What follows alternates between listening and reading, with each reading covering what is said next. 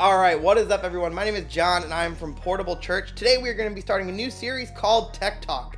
Tech Talk is going to be designed for your church, whether it be a Sunday morning or the content you're providing between services. Today we're going to be talking about an audio tip and something I believe is pretty important, and it is your DI box. Now, what is a DI box? Your DI box allows you to take quarter-inch signal, convert it to an XLR to put into your snake box to go through your front of house sound console, or your interface that you're using while you're working in a DAW. We're going to show you how this works with the example of a guitar. You're going to see two things on the screen here. The top one is actually my voice. It's the microphone, this Rode mic that you see in the shot. The bottom is the DI signal to my acoustic guitar here. When I play,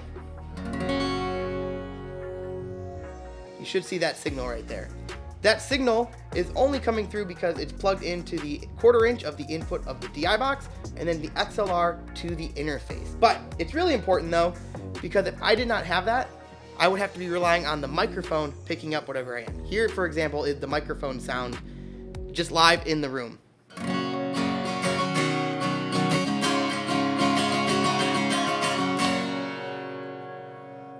Doesn't sound bad at all, but listen to the DI signal that comes through.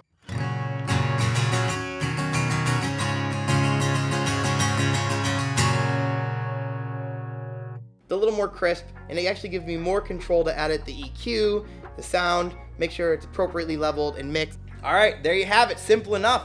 We went guitar, quarter-inch, DI box, XLR, interface to DAW. 6 steps to get recording into a computer of your guitar signal. Now, your live setting is going to look pretty similar for all of you front of house people.